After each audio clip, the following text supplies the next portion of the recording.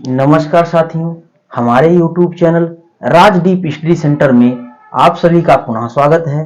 पिछले दिन हमने साझेदारी संबंधी प्रश्नों पर चर्चा शुरू की थी और प्रश्नों की अधिकता के कारण उसको एक पार्ट में न करके हम उसको दो पार्ट में पढ़ेंगे। इसलिए उसी कड़ी में हम आगे शुरू करते हैं। एक हमारा प्रश्न दिया गया है, 3 साझेदार अलग अलग पूंजी क्रमशः 8 माह, 10 माह, 12 माह के लिए लगाकर कोई व्यापार करते हैं और व्यापार से प्राप्त कुल लाभ बराबर बराबर बांटते हैं, तो उनकी पूंजी का अनुपात क्या होगा।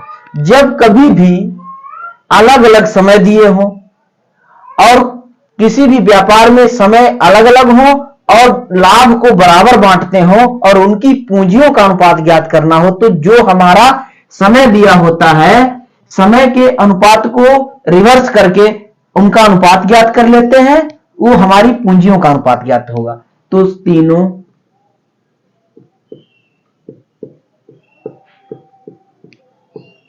साझेदार की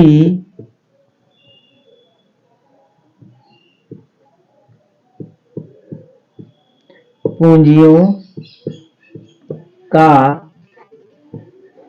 अनुपात बराबर। हमारा दिया गया था 8 माह, तो इसको क्या करेंगे, 1/8 कर देते हैं अनुपात। 10 माह है, 1/10 कर देते हैं अनुपात 1/12 कर देते हैं। सबसे पहले देखिए, हमको दिखाई दे रहा है सरल करनी होगी। 2 चक्कू 8, 2 पंचे 10, 2 छक 12, यानी इसका हमारा कुल कितना अनुपात हो जाएगा, 1/4 अनुपात 1/5 अनुपात 1/6। तो जब इसको हम, ये तो हमारा बटे में दिया गया है, जब इसको हम साधारण अनुपात में बदलेंगे तो क्या करेंगे, सबसे पहले इसमें जो है इनका लघुत्तम समापवर्तक ज्ञात करेंगे। तो जब इनका लघुत्तम समापवर्तक ज्ञात करेंगे तो हमारा हो जाएगा 60।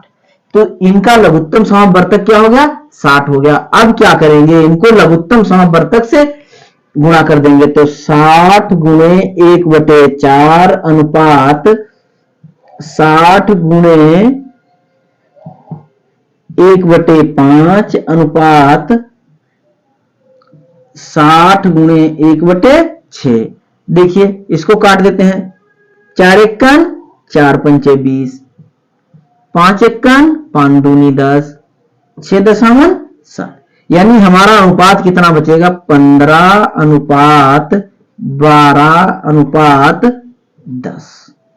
इस प्रकार से जब कभी भी आपको ऐसा प्रश्न दिखाई दे, बगैर समय नष्ट किए आप क्या करेंगे, सबसे पहले उनका अनुपात ज्ञात कर लेंगे। जो उनके समयों का अनुपात होगा वही उनकी पूंजियों का अनुपात होता है। तो ये साधारण से प्रश्न है। अगला प्रश्न, तो सबसे पहले हम क्या करेंगे, सबसे पहले हम इस प्रश्न को पढ़ते हैं। देखिए, एबीसी समान लाभ देने की शर्त पर एक व्यापार करते हैं। ए की पूंजी 2 वर्ष के लिए, बी की पूंजी 2.5 वर्ष के लिए, सी की पूंजी 1.5 वर्ष तक के लिए लगी रही, तो उनकी निवेश पूंजी का अनुपात क्या होगा।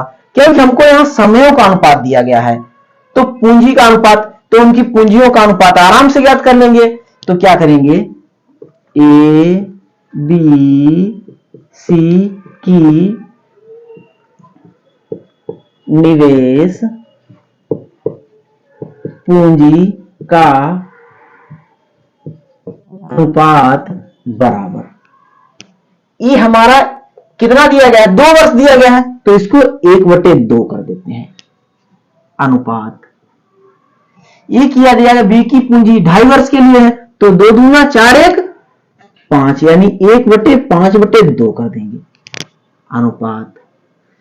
2 एकम 2 1 3/2, यानी 3/2 कर देंगे। अब क्या करेंगे, इसको है 1/2, ये ऊपर हो जाएगा अनुपात 2/5 अनुपात 2/3। अब क्या करेंगे, जब ये भिन्न में दिया हुआ तो इसको साधारण उसमें बदलने के लिए हम क्या करेंगे, इसमें जो है इसके लघुत्तम समापवर्तक से गुणा कर देंगे सब में। तो इसका लघुत्तम समापवर्तक कितना हो जाएगा, 5 दूनी 10 तिहाई 30 हो गया। तो क्या करेंगे, 30 गुणे 1/2 अनुपात 30 गुणे 2/5 अनुपात 30 गुणे 2/3 हो गया। अब क्या करेंगे, 2 एकम 2 पंचे, 5 छक्का 30 और 3 दशमलव 30। अब क्या हो गया, 15 अनुपात 6 दूनी 12 अनुपात 10 दूनी 20। इस प्रकार से अगर हमें समय दिए हो तो उनकी पूंजियों का अनुपात ज्ञात करना हो तो हम इस प्रकार से ज्ञात कर सकते हैं।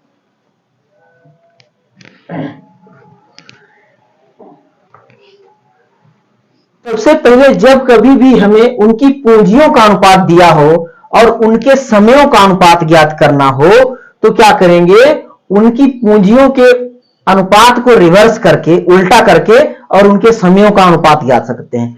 तो समयों का अनुपात बराबर समयों का अनुपात बराबर, सबसे पहले क्या करेंगे, पूंजी हमारी कितनी दी थे, 1/15,000 अनुपात 1/18,000 अनुपात 1/21,000।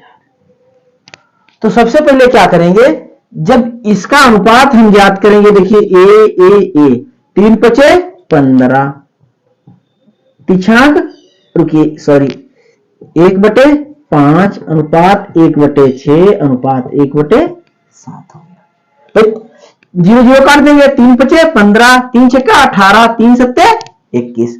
अब क्या करेंगे, इसके बाद में हम इनका क्या करेंगे, लघुत्तम समावर्तक ज्ञात करेंगे हरों का।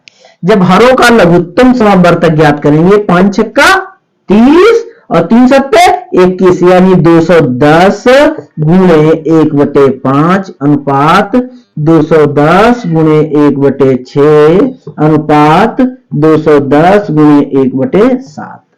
देखिए इसमें जो है 5 से काटते 5 चक्कू 20 बचा 1, 5 दूनी 10,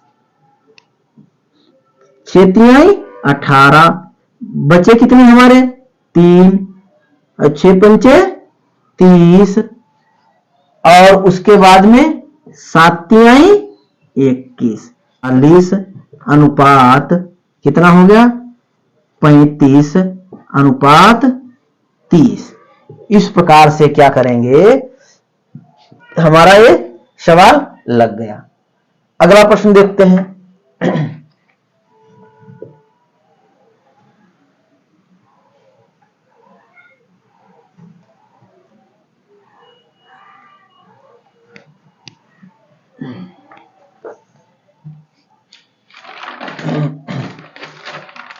एक प्रश्न हमारा दिया गया है, एक व्यापार में एबीसी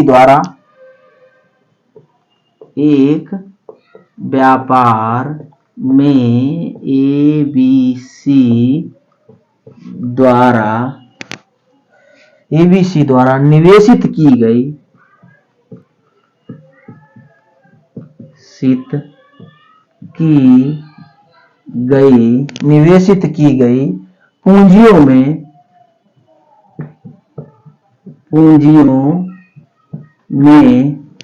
पूंजियों में 3:2:5 का अनुपात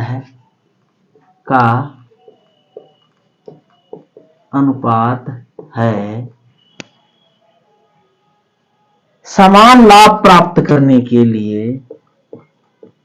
समान लाभ प्राप्त करने के लिए उनकी पूंजी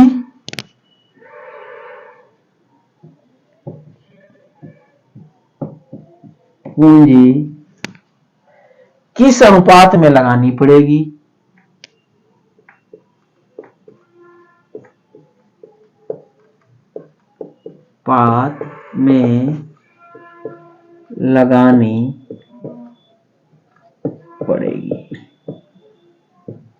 तो सबसे पहले हम क्या करते हैं, अब हमको यहां पर पूंजियों का अनुपात ही दिया गया है तो सिर्फ हम खाली समयों का अनुपात ज्ञात करेंगे। तो ए बी सी के समयों का अनुपात बराबर हमारा 1/3 अनुपात 1/2 अनुपात 1/5 हो गया। तो सबसे पहले क्या करेंगे, इनका हम लघुत्तम समापवर्तक ज्ञात कर लेंगे। इनका सब लघुत्तम समापवर्तक जब ज्ञात करेंगे तो कितना हो जाएगा, 5 दूनी 3 दूनी 6 पंचे 30 हो गया। तो 30 गुणे 1/3 अनुपात 30 गुणे 1/2 अनुपात 30 गुणे 1/5। तो 3.30 2 15 30 हो गया और 5 छक्का 30, यानी 10 अनुपात 15 अनुपात कितना हो गया 6। इस प्रकार से हमारा जो है अगला प्रश्न हल हो गया। पूंजियां दी हो और अलग किसी एक का लाभ ज्ञात करना हो तो सबसे पहले हम पूंजियों के अनुपात को ज्ञात कर लेते हैं। तो सबसे पहले क्या करेंगे, लाभों का अनुपात ज्ञात कर लेते हैं। सीधे सीधे इसमें क्या करेंगे हम लोग, लाभों का, तीनों व्यक्तियों के लाभों का अनुपात, तीनों व्यक्तियों के लाभों का अनुपात जो होता है वही पूंजियों का अनुपात होता है, यानी 600 अनुपात 800 अनुपात 1000 दिया गया है।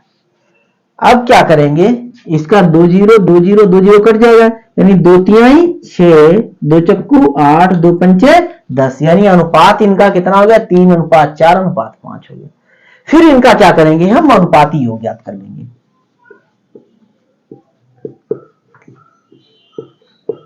योग बराबर कितना, 3 + 4 और +5, तो क्या होगा 4 3 7 5 12 हो गया। ये हमारा इनका 12 हो गया अनुपातिक योग। पूछता है पहले व्यक्ति को कितना मिलेगा, तो यानी इसके, तो इसलिए ₹480 में पहले व्यक्ति का लाभ बराबर 480 गुणे 3/12, 12 चौक 48, यानी 4 तिहाई 12, यानी 120 रुपए इसको मिलेगा। अगला प्रश्न देखते हैं।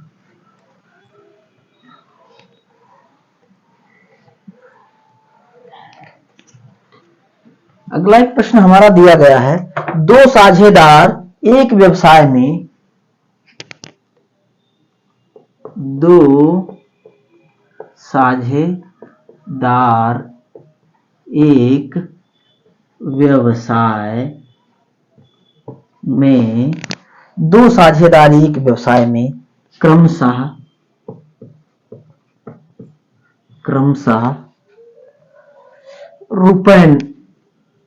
रुपए 9,000 एवं रुपए 10,500 का निवेश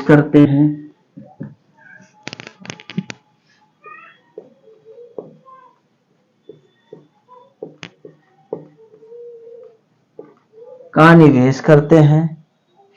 यदि पूंजी निवेश के अनुपात में, यदि पूंजी निवेश के अनुपात में, यदि पूंजी निवेश के अनुपात में ₹6500 का लाभ बांटना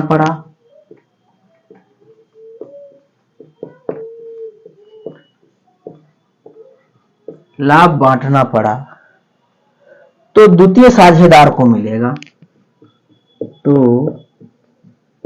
द्वितीय साझेदार को मिलेगा। कितना मिलेगा, ये पूछ रहा है, तो सबसे पहले क्या करेंगे, जब इनके पूंजियों का अनुपात को ज्ञात, लाभों के अनुपात का मतलब होता है जो पूंजियों का अनुपात होता है, तो दोनों साझेदारों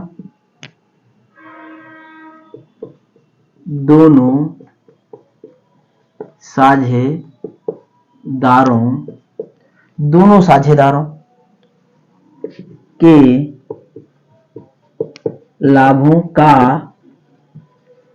अनुपात उनकी पूंजियों का अनुपात हो गया, तो 9000 अनुपात 10,500, ये 0 0 काट देंगे, 15 छक्का 90 और 15 सत्ती 105।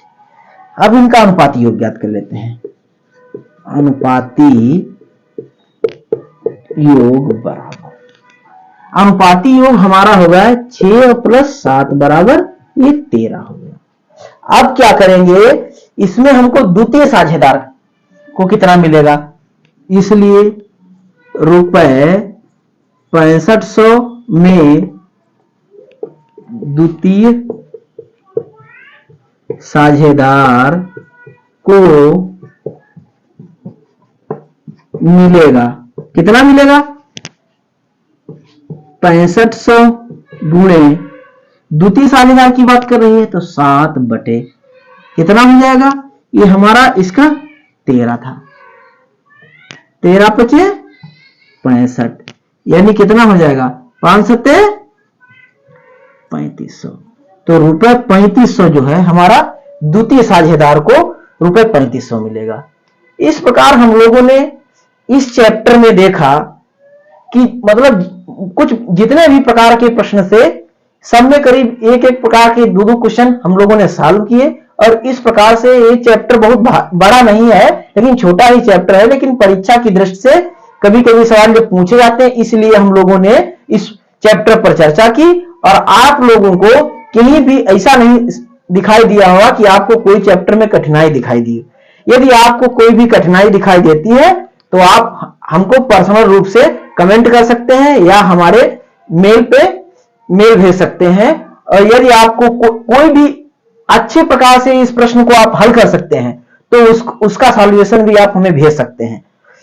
और आप लोग हमारे चैनल को लाइक, शेयर और सब्सक्राइब जरूर करें, जिससे क्या होगा कुछ लोगों और लोगों के पास भी हमारे जो क्लास पहुंचेगी तो कुछ और बच्चों को भी फायदा होगा। नमस्कार, बस आज की क्लास में इतना ही।